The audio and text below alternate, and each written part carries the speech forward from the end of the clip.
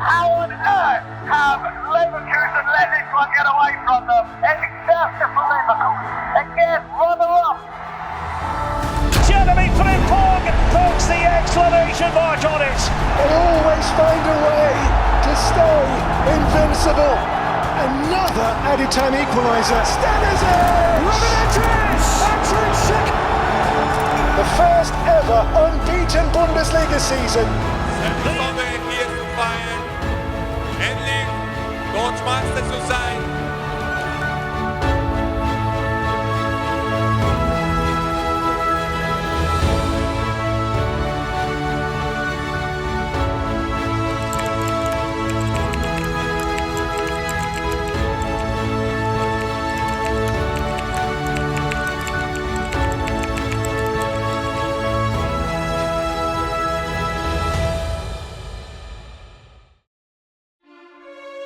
Bayer Leverkusen match against Werder Bremen is not yet over. However, flare smoke enveloped the Bay Arena. In the middle of a field that began to fog, Bayer Leverkusen had no intention of stopping attacking the Bremen defense, even though the score was 4-0. The title was also already within reach. There, Florian Wirtz seemed to have his own ambitions. If it was a decisive match, he seemed to want people to remember him in the title match as the star. And that's exactly what he tried to do. Wirtz made a run as Alex Grimaldo carried the ball. Seeing Wirtz's movement, Grimaldo sent in a pass. Wirtz took the opportunity to score his third goal. A few minutes after Wirtz scored Bremen's third goal, the referee blew the whistle. The supporters scattered to the center of the field. Even the security guards, who were supposed to remain on guard, melted into the sea of people. They didn't care about their duties. Well, I think the whistle's gone. Bayer 04 Leverkusen, Deutscher Fußballmeister.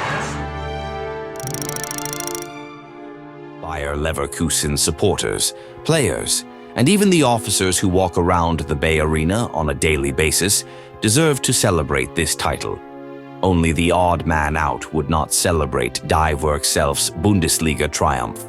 If the players and supporters scattered in the center of the pitch, Xabi Alonso, the man who delivered the title, remained flamboyant. He didn't overdo the happiness. Alonso, who was immersed in joy, only smiled slightly. A smile that not only implied a lot of meaning, but also a pellet for the giant teams. Liverpool, Bayern Munich, and Real Madrid are still begging Alonso, although some are trying to hide it. Bayer Leverkusen's victory in the Bundesliga is like a fairy tale told by mum before bedtime. It is like the story produced by Leicester City in the Premier League, a club that is untraceable to the eye, a club that was impossible to be the favorite team, yet suddenly lifting the championship trophy. Die Werkself's path to winning the Bundesliga was special. They broke Bayern Munich's 11-season dominance. People apparently mistakenly invested hope in Dortmund, RB Leipzig, and Schalke to tear down the symbol of Bayern Munich's glory. These clubs turned out to be only expected, but always lost the way to actually knock Bayern Munich in the Bundesliga. When we expect these teams to bring down FC Hollywood's dominance, elsewhere, in a location that smells of medicine, a team is being built. Not with big money, but seriously managed. A team that had been haunted by the scars of failure for years. How did Die Werkself eventually transform into a Bundesliga title contender? For a long time, Leverkusen will not be as important a city as Berlin, Hamburg, or Munich. Leverkusen is not among the 10 largest cities in Germany. It covers only 78.85 square kilometers. Leverkusen is just a small part of the Rhine-Ruhr metropolitan region. If you come to the Rhine River and look east, that's where you'll see the city of Leverkusen. It borders Cologne to the south and Düsseldorf to the north. Before it became a city, Leverkusen used to be a countryside. It wasn't until a chemist from Wermelskirchen named Karl Leverkus that the city became the center of Germany's chemical industry. The Cologne War, involving Protestant and Catholic factions between 1583 and 1588, forced the region in North Rhine-Westphalia to turn rural in the late 19th century. After it turned rural, Karl Leverkus came to one of those regions. Initially, Leverkus was looking for a place to build a color factory. Because he found it, he named the place after his family.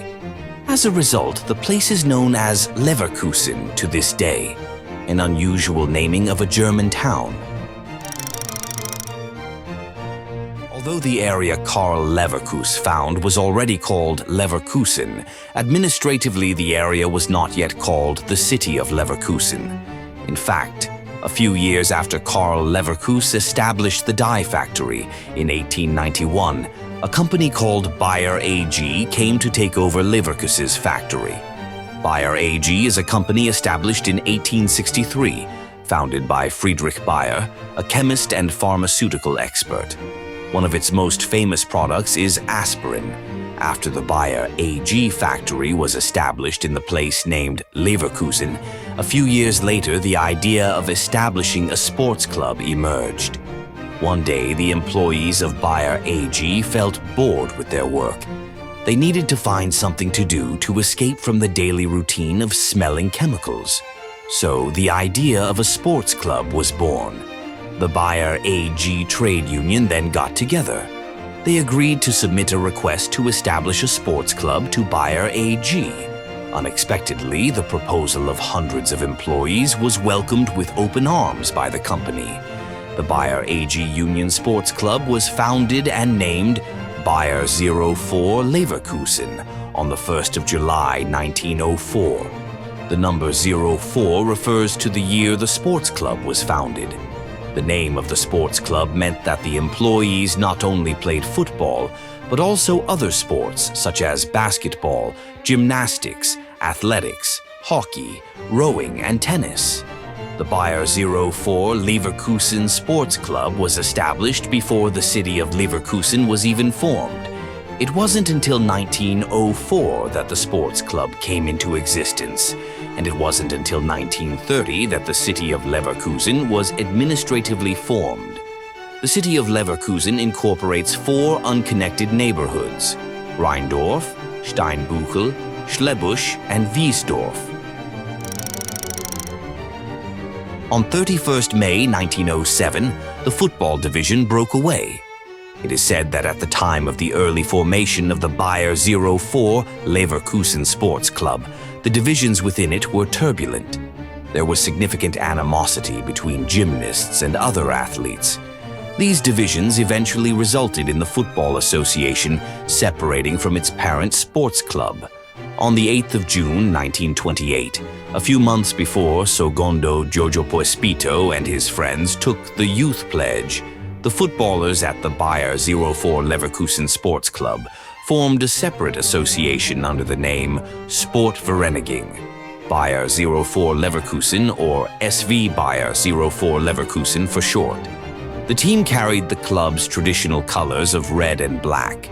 In the 1930s, SV Bayer 04 Leverkusen played in the 3rd and 4th divisions. 6 years later, the team was promoted to the 2nd division. Along with the promotion, the Bayer company's distinctive cross was worn on their shirts for the first time. In 1951, SV Bayer 04 Leverkusen was finally able to compete in the top division of the West German League. At that time, it was called the West Oberliga. However, they only lasted about 5 years. After that, it was relegated and never again returned to the top division until 1962. From then on, the club, nicknamed Die Werkself, which means the factory team, because it was founded by laborers, was managed quite seriously. The West German Professional League gradually began to transform. The competition we know as the Bundesliga was born in 1963. A year earlier, SV Bayer 04 Leverkusen had returned to the Premier League. It was that year that Die Werkself played in the Bundesliga for the first time. However, They only competed in the Bundesliga for a year. The following year, Die Wirtz players had to swallow aspirin to ease their pain, as the team was relegated to the Regional Liga West, the second-tier league. Relegation to the Regional Liga West marked Die Wirtz' decline. In the following seasons, they only wallowed in the bottom half. SV Bayer 04 Leverkusen players and supporters had to take morphine if they wanted to see their team play in the Bundesliga again. There was a time when the opportunity to return to the Bundesliga was on the horizon. In 1968, SV Bayer 04 Leverkusen won the division title. However, they failed to progress to the Bundesliga as they were stopped in the playoffs. Instead of moving up to the Bundesliga, SV Bayer 04 Leverkusen were relegated to the lower division again in 1973. Fortunately, they soon returned to the league now called the Zweite Bundesliga, 2.0 Bundesliga, after only spending a season in the third division. It took 4 years for Die Wirtz to play back in the Bundesliga. In the end, fans didn't have to take another hit of cocaine after the team actually clinched a Bundesliga spot in the 1979/80 season. From there on, what people call stability was what Die Wirtz really strived for. In the mid-1980s, SV Bayer 04 Leverkusen became an established team in the Bundesliga. Then, in 1984, the team was renamed TSV Bayer 04 Leverkusen. TSV was used before the split in the sports club. Also that year, the Bayer Leverkusen logo returned to white and red, no longer black and red. Then, in the late 1980s, Bayer Leverkusen not only became an established club, but also tried to win prestigious titles. Unfortunately, the establishment only made them more stable. They didn't sag easily, let alone get relegated. However, getting to the top is another matter. In the 1980s, the Bundesliga was dominated by teams from more developed cities. That decade, Bayern Munich, which was already strengthened by players such as Lothar Matthaus and Karl-Heinz Rummenigge's brother, Michael Rummenigge, began to routinely win the Bundesliga title. Bayer Leverkusen's initial glory began in Europe, precisely in the UEFA Cup. Die Wirtz played in the UEFA Cup in 1987/88. Erich Ribbeck, a coach who hadn't won a title in previous seasons, took Die Wirtz to the final of the competition. At the top, Leverkusen met Espanyol in a two-legged tie.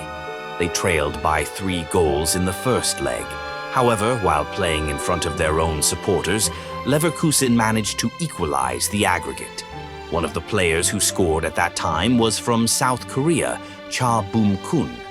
As the aggregate was equalized, the winner had to be decided on penalties. In the penalty shootout, Angel Pichi Alonso, who is no relation to Xabi Alonso, scored for Espanyol. However, only he and Jose Maria Sanchez scored. The rest, Espanyol players, failed to fulfill the task. While in the Leverkusen camp, only Ralf Falkenmeyer missed a penalty. At the end of the 20th century, in 1989 to be precise, people in East Germany held massive demonstrations and the Berlin Wall came down. The fall of the wall signaled the demise of the communist regime in East Germany. At the same time, people in East Germany began to dare to move to West Germany. Although at that time the security was still tight. This led to the first general election in East Germany on 18 March 1990. Not only that, due to this phenomenon, the elected representatives of the people discussed the idea of reuniting Germany. They conferred with West Germany, Great Britain, France, and the United States to discuss the terms of German reunification. Meetings were held in East Berlin, Moscow, Bonn, and Paris. The negotiations resulted in the final settlement agreement. It formally granted sovereignty to the German state. In August 1990, the People's Parliament decided that the German Democratic Republic would join the Federal Republic of Germany. 3 years after German reunification, Bayer Leverkusen added to their titles by winning the DFB Pokal in 1993 after beating Hertha Berlin. Towards the end of the 20th century, Leverkusen became a better team. The UEFA Cup and DFB Pokal titles they've won should make their supporters proud and no longer need to swallow aspirin. However, there are still many teams that are much better than them, and Bayer Leverkusen were always behind. In the 4 seasons between 1997 and 2002, Die Wirtz succumbed to better teams by becoming Bundesliga runners-up 4 times. Leverkusen always lost to teams like Bayern Munich and Borussia Dortmund, even though at that time Die Wirtz was strengthened by players who never missed scoring goals like Ulf Kirsten. In the same period between the end of the 20th century and the beginning of the 21st century, there was one season that left a gaping wound for fans. It was the 2001-2 season. That season, Leverkusen hired a trophyless coach for the umpteenth time. This time, it was former FC Saarbrücken coach Klaus Toppmöller, who was appointed to command a squad containing the likes of Ulf Kirsten, Michael Zapek, Zé Roberto, Lucio, Dimitar Berbatov, and Michael Ballack. With fairly standard players, Leverkusen struck with a sensational win at home to Wolfsburg. That victory in time became the starting point as well as a sign that in that season the Medicine Factory Club would become a team that really had no medicine. The ambition to win the title was the ember that kept the players' spirits burning. Who can explain how Leverkusen started the Bundesliga season with a 14-game unbeaten streak? Ballack, who has leadership tendencies, has no other way but to tirelessly set an example. Toppmöller's men briefly made their fans' hearts stop racing. Especially in the other 2 competitions, the DFB Pokal and the Champions League, Leverkusen also advanced. In the UCL, Die Wirtz even incarnated the Giant Killer. How not? He defeated giants like Liverpool and Manchester United in the quarter-finals and semi-finals. That season, Leverkusen were on the verge of a treble title, advancing to the UCL and DFB Pokal finals, plus firmly at the top of the Bundesliga standings. However, this is where the heart-wrenching story was born. Carelessness in the final weeks saw them slip from the top of the table. After slipping, they hit the hard tiles. FC Schalke, their opponents in the DFB Pokal final, taught them a valuable lesson.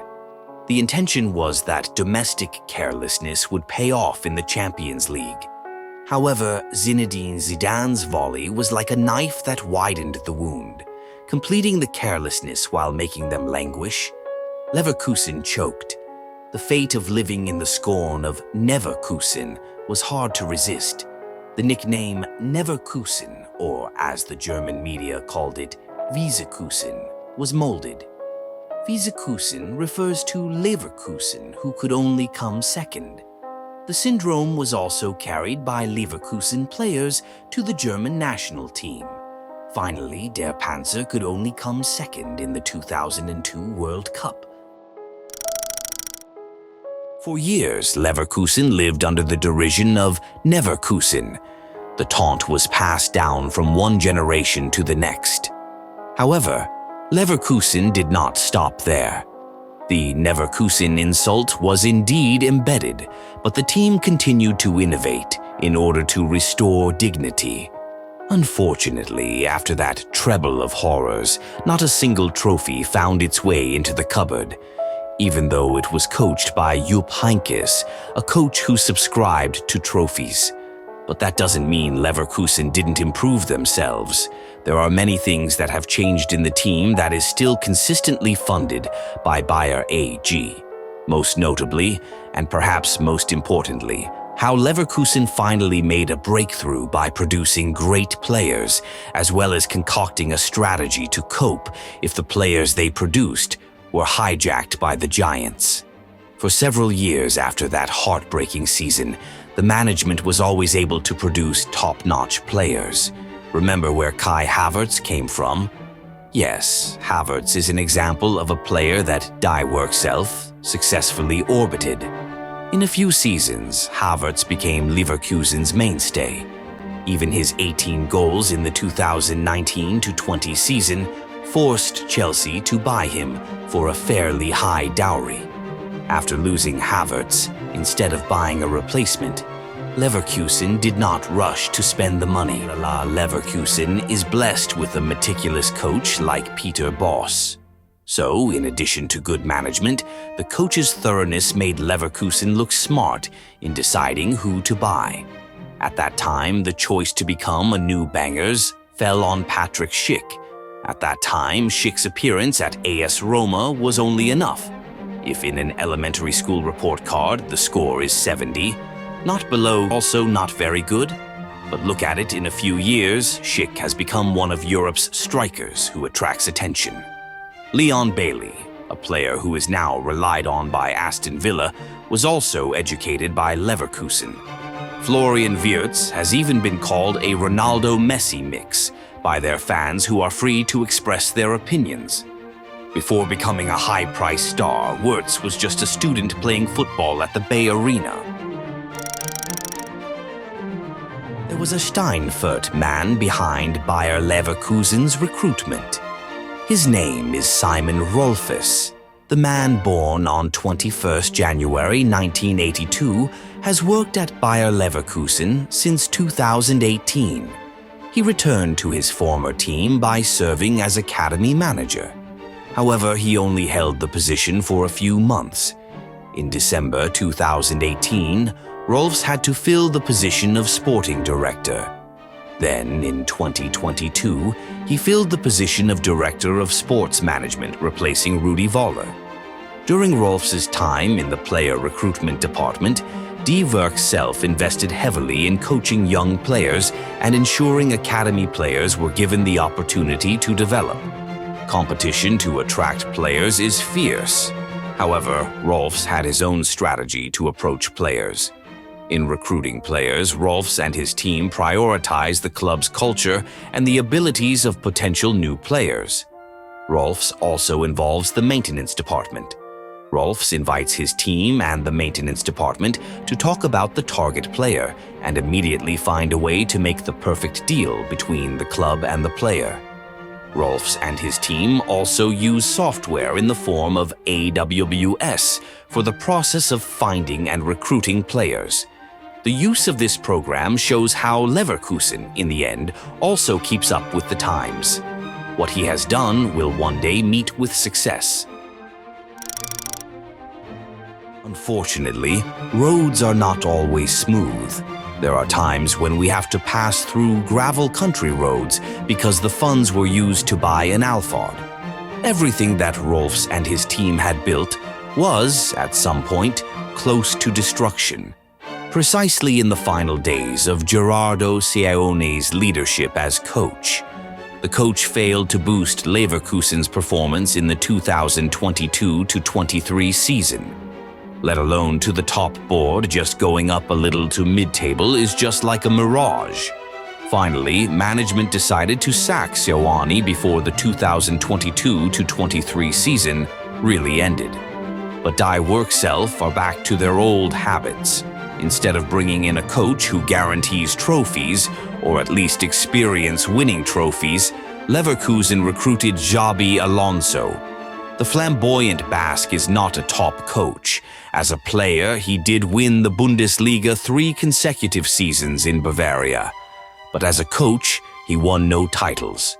It's true that Alonso brought success, but that was in the youth teams of Real Madrid and Real Sociedad B.